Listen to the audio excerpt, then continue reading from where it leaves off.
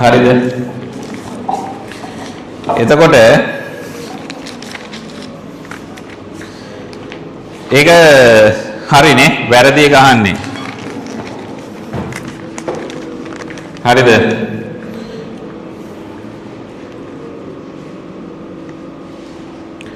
හරිද? එතකොට Spolin is a high level software technique for managing concurrent access to slow device like printers. නේද? Not a hardware transfer mechanism. ඒක හරි. නේද? hardware case එකක් නෙවෙයි Spolin කියන්නේ ඕගොල්ලන්ට මතකයි. අර ඉඩක් වෙන් කරනවා hard disk එකේ හරි RAM එකේ හරිනේ.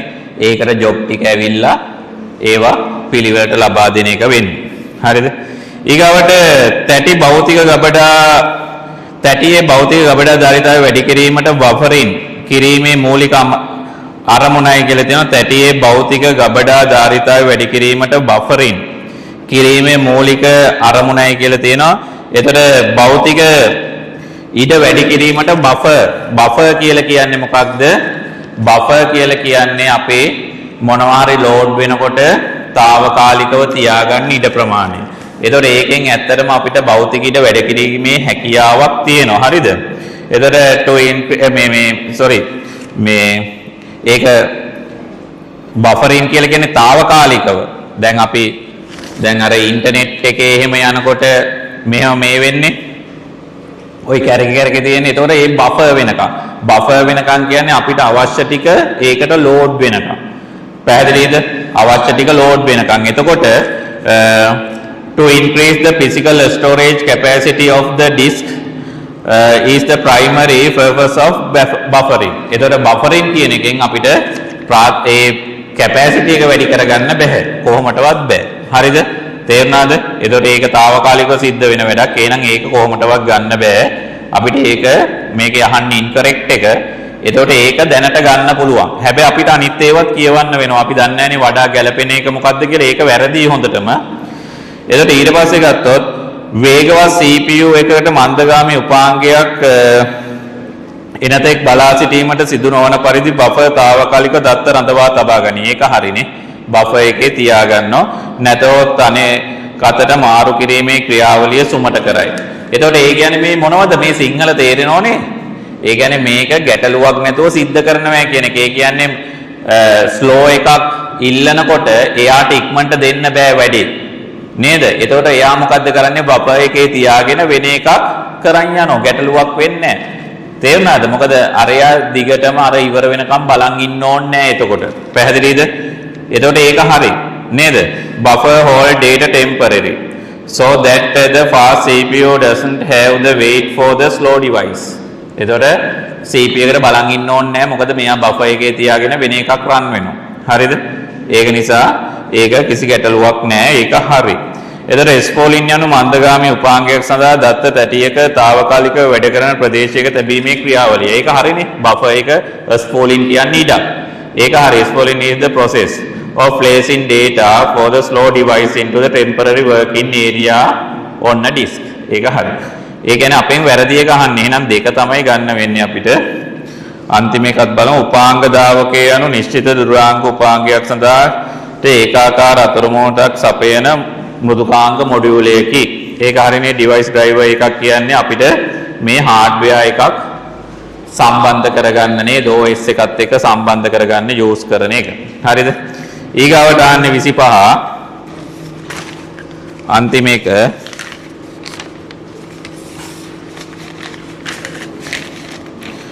පාදී යති ප්‍රකාශන අතරින් නිවැරදි ප්‍රකාශ වන්නේ. ඒකට ඕල් දුන්නේ ඕගොල්ලොන්ට මේ වෙනකොට ඒකේ පොඩි කෑල්ලක් කරලා නැහැ. ඒ නිසා ඕල් දුන්නේ. හරිද? ටොපොලොජි කරේ නැහැ නේ. හිතකම් නේ ඉංග්‍රීසි මීඩියම් අයට කරාද නැහැ නේ. ටොපොලොජි කරේ නැහැ නේ. ටොපොලොජි කරේ නැති නිසා ඕල් දුන්නේ ඒක. හොඳේ. ඒක මට අමතක වුණා. හරිද? පස්සේ මතක් වුණේ ටොපොලොජි කරේ නැහැ නේද කියලා. හරිද? ඒක නිසා ඒකට ඕල් දුන්නේ. නැත්තම් උත්තරයක් තියෙනවා. ඒක අපි කරාට පස්සේ කතා කරමු නේ. හරිනේ? ඊගාවට එක දිගට යන වෙලාව මදි වෙන ඉන්ටර්වල් ඕනේ නැහැ නේ. ඕනේ. විනාඩි 5ක් ගන්න හොඳේ. විනාඩි 5ක්.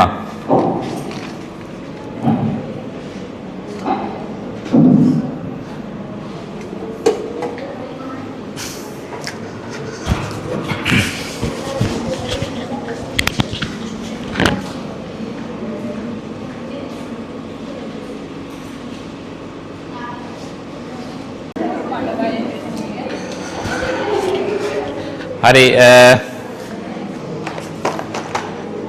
බලමු ටක් ගාලා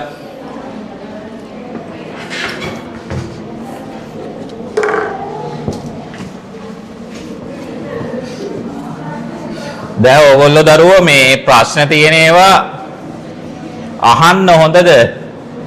ප්‍රශ්න තියෙනනම් අහන්න. දැන් මෙන්න මෙහෙම එකක් මම හොඳ කතාවක් ඇහුවා මේක මේ හෙන පරණ කතාවක් හරිද? මේක හෙන පරණ කතාවක්. නමුත් මේ මට ළඟදී අහන්න හම්බුණා ආයේ මේක මේ නිකන් මේක පරණ කතාවක් තියෙන්නේ. හරි? ඒ තමයි නිකන් මේක කියන්න ඕන. දැන් ඉංග්‍රීසි වලින් එන මේ එක කතාව මේක තියෙන්නේ ජෝන්ට මැතමැටික්ස් උගන්වන්න නම්. හරිද? එහෙම තියෙන්නේ ජෝන්ට මැතමැටික්ස් උගන්වන්න නම්, ගණිතය උගන්වන්න නම් ගණන් විතරක් දැනගෙන බෑ, ජෝන් ගැනත් දැනගන්න ඕනේ කියලා. ඒ කියන්නේ ජෝන් මොන වගේ කෙනෙක්ද කියලා දැනගන්න ඕනේ කියලා. මේක අර මේ මැත්ස් කරන සර් කෙනෙක් කියනවා මං පොඩ්ඩක් අහන් හිටියේ. ඒකෙන් මට ඕගොල්ලන්ට කියන්න ඕනේ කියලා හිතුණා. මේ සර් කෙනෙක් නෙවෙයි නුවරෙක් කෙනෙක්. එතකොට මේ එහෙම කියන්නේ ඒක තේරෙනවනේ මොකද්ද කියලා ඒ කිව්වේ. ඒ කියන්නේ ජෝන්ට ගණන් උගන්වන්න නම් ගණිතය විතරක් දැනගෙන බෑ සර්, ජෝන් ගැනත් දැනගන්න ඕන. ඒක ඇත්ත. ඒ කියන්නේ ජෝන්ගේ මානසික මට්ටම අරව මේව හරිද? තේරුම් ගැනීමේ හැකියාව ඒව දැනගන්න ඕන. හරියට උගන්වන්න නම්. තේරුණාද? හරියට උගන්වන්න නම් ඒක වෙන්න. හැබැයි දැන් ජෝන් ගැන දැනගත්ත නම් ඇති. ගණන් දන්නේ නැති උනක් කමන්නේ. තේරුණාද? දැන් ජෝන් ගැන දැනගත්ත නම් ඇති. ගණන් දන්නේ නැති උනක් කමන්නේ සර්. ජෝන් ගැන දැනගත්ත නම් උගන්වන්න පුළුවන්. තේරුණාද නැහැ කිව්ව එක? හරිද? ජෝන් ගැන දැනගත්තාම ඇති සර් ගණන් දැනගන්න ඕනේ නැහැ. උගන්වන්න පුළුවන්. තේරුණාද? කියන එක තේරෙනවද දන්නේ? තේරෙන්නේ? එහෙනම් ඉතින් මේ කතාව ප්‍රූව් වුණා. ඒක ඔප්පු වුණා. ඒක හරි කියලා. ඒ කියන්නේ ඔක තේරුන්නේ නැහැ කියන්නේ. ඉතින් බං සර් ගණන් දන්නේ නැති වුණත් ඕගොල්ලෝ මොන වගේද කියලා තේරුම් ගත්තාම සර්ට කිසි අවුලක් නැතුව උගන්නන්න යන්න පුළුවන් දැන්. ජොලිය බොරුවක් කරගෙන යන්න පුළුවන්. ඒ කියන්නේ එදා වේල මෙහෙම ගොඩ දා ගන්න පුළුවන් කියන එකනේ ඔය කියන්නේ. ඒ කියන්නේ ගණන් දැනගන්න ඕනේ නැහැ, සබ්ජෙක්ට් එක තියෙන්න ඕනේ නැහැ. ජෝන්ව හරියට අඳුරගත්තා නම් හරි. තේරුණාද මොන වගේද කියලා? තේරුණාද? තේරුණානේ? හරි. ඒක නිසා අපි එහෙම කරන්නේ නැහැ ඒ උනාට. හරිද? තේරුණාද? ඕගොල්ලෝ ගැන දැනගන්න උත්සාහ කරාට ඕගොල්ලෝ ඒකට ඉඩ දෙන්නේ. ඇයි අපි බොරුවට නෙවෙයි මේව කරන්න උත්සාහ ගන්න ඇත්තටනේ. යහප්පුවෙන් අර එහෙම මෙහෙන් ඕගොල්ලොන්ට නිකන් හුරතල් කරලා අරව මේව කරලා කතා කරලා බහ කරලා ඕම ඕගොල්ලොන්ගේ වපසරිය අර මෙහෙ දේවල් අහගෙන දැනගන්න පුළුවන්. ඕපදූප ටිකක් ඕගොල්ලොත් එක්ක කතා කරොත් මිත්‍රශීලී වෙලා ඕන තරම් ඕපදූප කියාවි. හරිද? තේරුණාද? එහෙම අපි දන්නවා. මොකද අපි ඉගෙනගෙන තියෙන ඒවා. හරිද? හැබැයි මේ දැන් ළමයිත් එක්ක වෙනසක් වෙලා තියෙන. ඕගොල්ලොන්ට ඕන දේ කතා කරලා දැනගන්නේ නැහැ. ඒක ඕගොල්ලෝ හම්බ ගන්න. දැන් අපි දන්න ඕගොල්ලෝ මේ ඇවිල්ලා ඉන්නේ ඉගෙන ගන්නනේ. ඉගෙන ගන්න කියන්නේ ඉතින් අපි හිතමු ඕගොල්ලෝ දන්නේ නැහැ. ඒක දන්නේ නැති දේ ඉගෙන ගන්න ඇවිල්ලා තියෙන. ඒක නිසා ඕන වෙලාවක අහලා ඉගෙන ගන්න පුළුවන්. දැන් මාත්මකෝ සියල්ලදත් නෙවෙයිනේ. නේද? මගේ කටේ විතරේද? හරි. ඒතර සියල්ලදත් නෙවෙයි. පැහැදිලිද? හරි. එතකොට ඒක නිසා මාත් නොදන්නේව ඕන තරම් ඇති. තේරුණාද? එතකොට ඒව මන් දන්නේ නැති එකක් හම්බුනොත් එහෙම මන් සමහර විලාවට කැම්පස් එකේ සර් කෙනෙක්ට හරි මැඩම් කෙනෙක්ට හරි කතා කරලා ඒව ගැන සමහර වෙලාවට අහලත් තියෙනවා. මේක මෙහෙම වෙන්න පුළුවන්ද මෙහෙම වෙන්න පුළුවන්ද එහෙම අහලත් තියෙනවා. හරිද? හැබැයි දැන් අපිට එහෙම වෙන්නේ නැහැ. ඇයි ඕගොල්ලෝගෙන් කිසි කරදරයක් නැහැ නේද? ඕගොල්ලෝගෙන් කිසිම කරදරයක් නැහැ. කිසි අවුලක් නැහැ. හරි ටක් ගාලා බලමුනේ. හරි.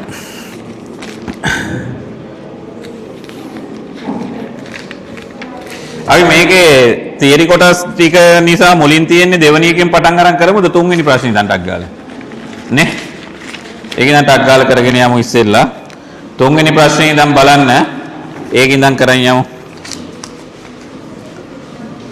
අනිත් එක ඒක අපිට ඔන්ලයින් පාරක් දාලා කරන්න එහෙම වුණොත් පරක් වුණොත් හරිද 3 draw the complete truth table නේද complete truth table එකක් අඳින්නේ කියලා කියන්නේ ඒතර කොහොමද කරන්නේ මේක සිංහලේ කොහොමද මේකේ ටක් කරලා මම මෙහෙම කියන්න ඒතර complete truth table එකක් නේ අඳින්නේ කියන්නේ මේකට ඒතර මේක ගත්තොත් අපිට කොහොමද එන්නේ මේකේ තියෙන කොහොමද AB ඕන අපිට ඒ කියන්නේ ABC ඕන එතනින් එහාට මැද තියෙනවා AB තියෙනවා ඊගාවට B ධන C තියෙනවා මෙතන තියෙන B ධන C ගෙන් පස්සේ අයිත් වෙනවා B.C එකක් ඊට පස්සේ අපිට එන්න ඕන B ධන C ඩොට් වරහණක් එන්න ඕන අනිවාර්යෙන් B.C එකක් ඊට පස්සේ අපිට Q එන්න ඕන නේද Q කියන්නේ ඒක අපි ලිව්වොත් AB ධන මේ ටිකනේ B ධන C ඩොට් BC ඔහොම තියෙන්නේ හරිද ওই විදිහට තමයි එන්නේ නේ ඕක තියෙනවා හරිනේ එතකොට මේ ටික අපිට ඕන truth table එක ගහන්න හරිනේ මම ටක් ගාලා මෙහෙම අඳින්නම් එතකොට මේක ගත්තොත් 0.4යි 1/4යි 0.2යි 1/2යි 0.2යි 1/2යි 0.1 හරි එතකොට A.B කොහමද එන්නේ මෙතන 0.4 නිසා අනිවාර්යෙන් එතන 0.4ක් එනවා ඩොට් එකේදී මොකක් හරි බිඳුව වෙනවා මෙතන 0.2යි බිඳුව වෙනවා අන්තිම දෙක විතර එක වෙන්නේ නේ ඊගාට B ධන C එකක් වුණත් හරි එක එතන මෙතන 0.1යි මෙතන 1යි මෙතන බිඳුව වෙනවා මේ තුනම එක වෙනවා ඕම එන්නේ B ධන C නේ හරිනේ ඊගාවට B.C කියන එක ගත්තාම මෙතන බිඳුව මෙතන බිඳුනේ වෙන්නේ මෙතනක් බිඳුව මෙතන එක වෙනවා අයිත් බිඳුව මෙතන බිඳුව නිසා බිඳුව එක බිඳුව එක ඕම එන්නේ හරිද ඊට පස්සේ මෙතන ගත්තොත් B ධන C මෙන්න මේ දෙකේ ඩොට් එක බිඳුව එක ඔහොම එන්නේ නේ B.C එන්නේ ඔහොමයි නේ හරි නේද ওই විදිහට එන්නේ එහෙනම් Q කියන්නේ මොකද්ද AB ධන මේ කෑල්ලනේ ABත් එක්ක එකතු වෙනවා මෙන්න මේකත් එක්ක එකතු වෙනවා එතන මේකේ මේ දෙන්න විතරයි තියෙන්නේ ධන එන්නේ මෙතනින් එනවා බිඳුව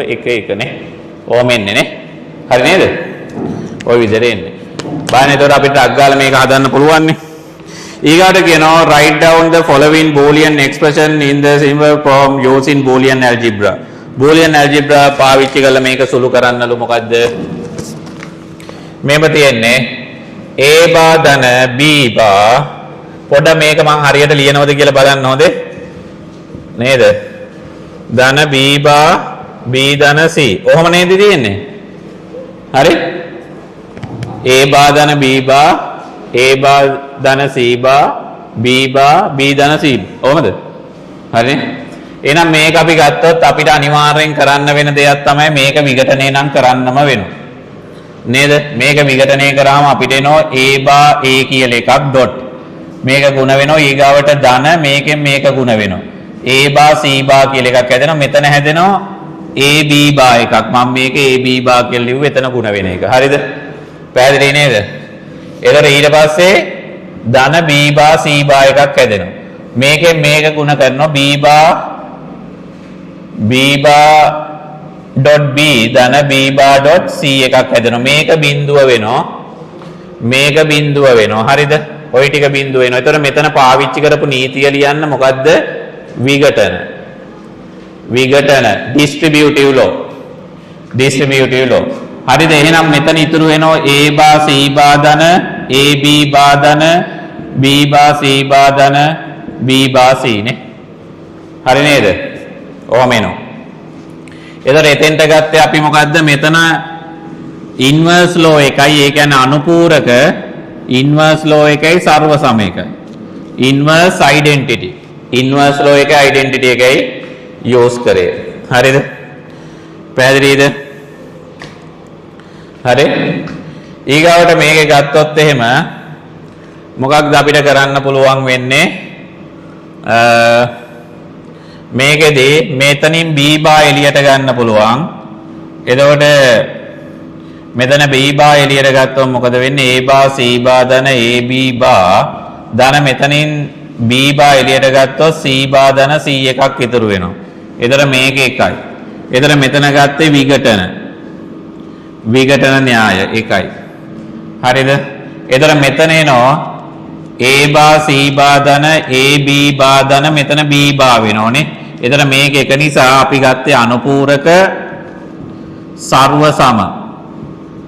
ওই දෙක ගත්තේ නේද? Inverse identity.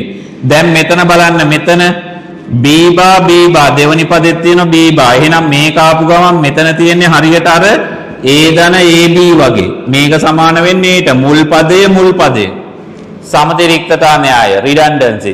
එහෙනම් මෙතන මේ පැත්තට මේක ගත්තොත් මුල් පදයේ කියලා ගන්න පුළුවන්. එහෙනම් මේක සමාන වෙන්නේ b බාට. මොකද්ද රිඩන්ඩන්සි? සමතිරික්තතා. එහෙනම් මේක මෙච්චරයි. මීට එහා සුළු වෙන්නේ නැහැ. හරි නේද? ඕක ඔච්චරයි සුළු වෙන්නේ. ඔයිට එහා සුළු වෙන්නේ නැහැ. හරි නේද? ඊගාවට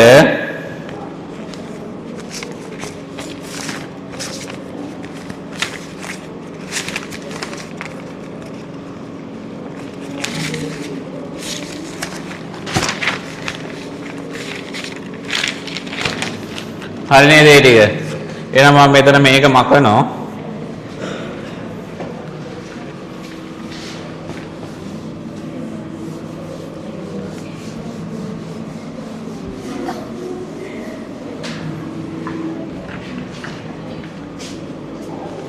හරි. බලන්න මේකේ මොකද්ද කියන්නේ? A B සහ C යන ද්විමය ආදාන තුනක් වැඩිම වෙසෙස පිටුව. ඒ කියන්නේ MSD එක සහ ඩිජිටල් පරිපථයක ප්‍රතිදානය F=1 විය යුත්තේ බිටු තුනේ නිරූපිත ද්විමය සංඛ්‍යාව දශමය සංඛ්‍යා පද්ධතියයි ප්‍රථමක සංඛ්‍යාව නියෝජනය කරන විට පමණි. ප්‍රයිමරි මේ ප්‍රයිම් නම්බර් එකක්. එතන ප්‍රයිම් නම්බර් කියන්නේ මොනවද? එතන මේකේ අපිට ගන්න වෙන්නේ ABC. එතන කෙලින්ම මෙතන අපිට F ගන්න පුළුවන් දැන් අවුට්පුට් එක. මෙහෙම ගත්තේ එතකොට 0.0.0.1 ඔය විදිහට ආවා.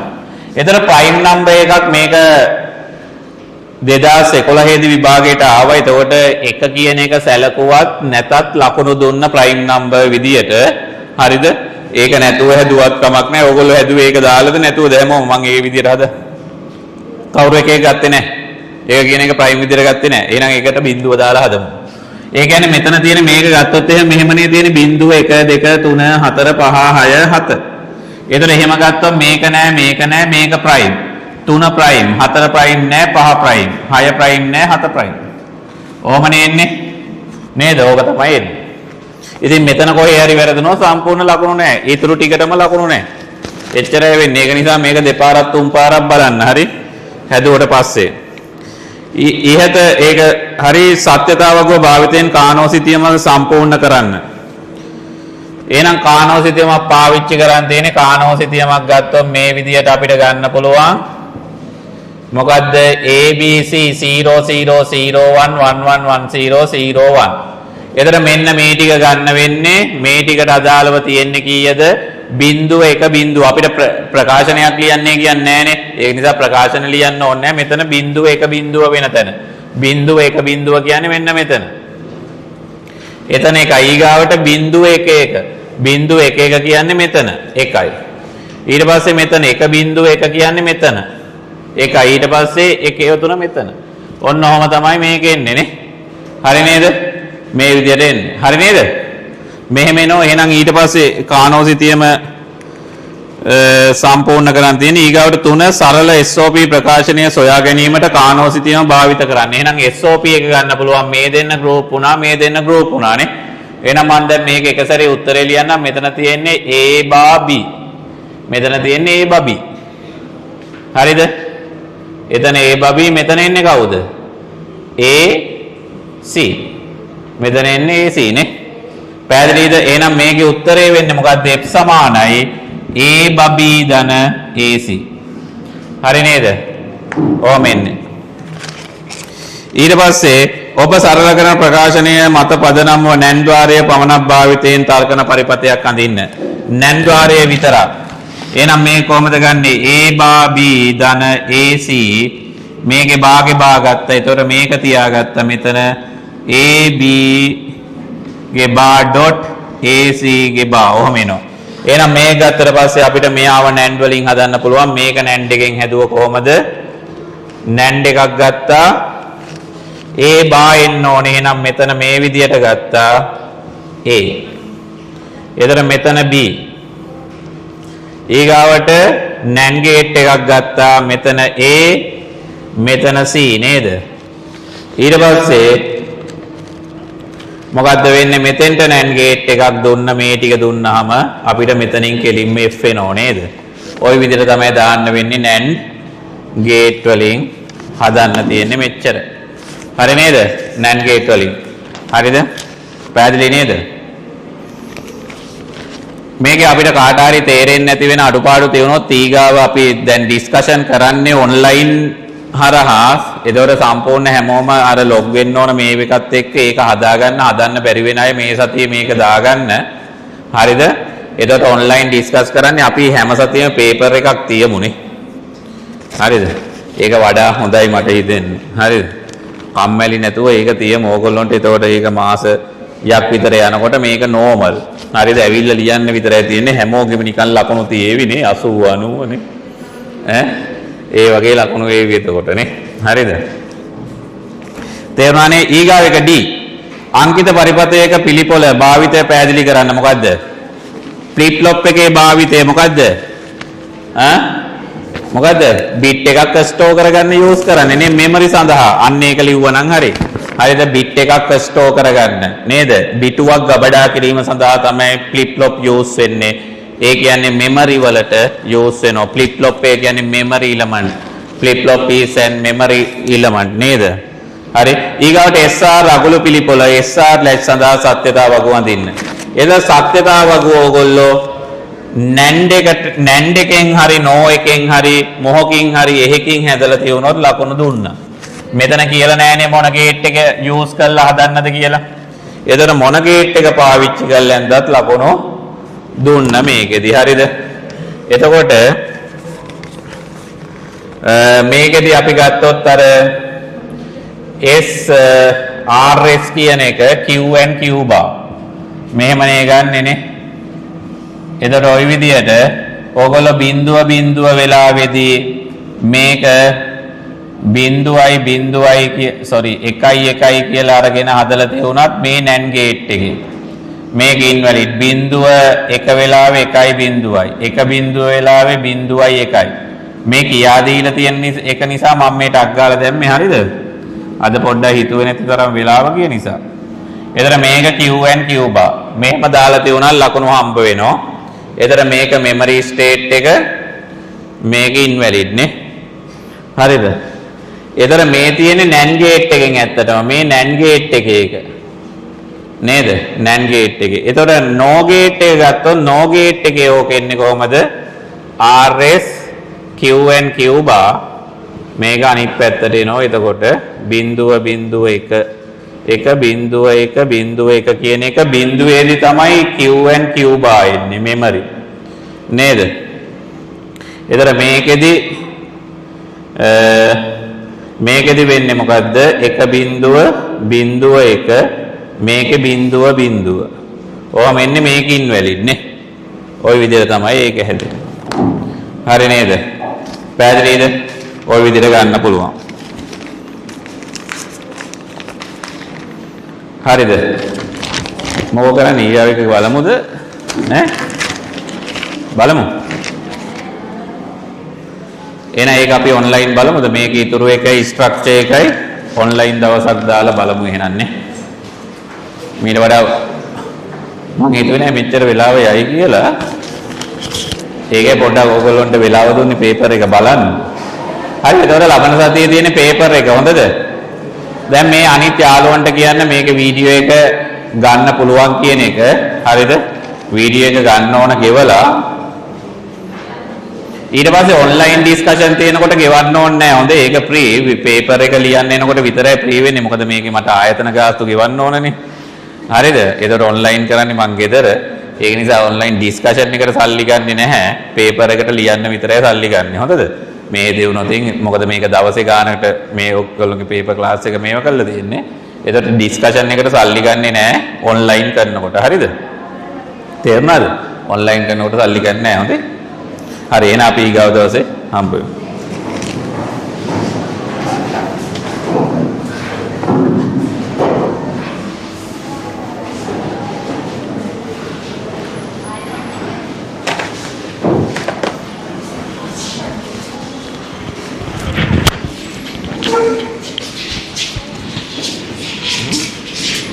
Oh.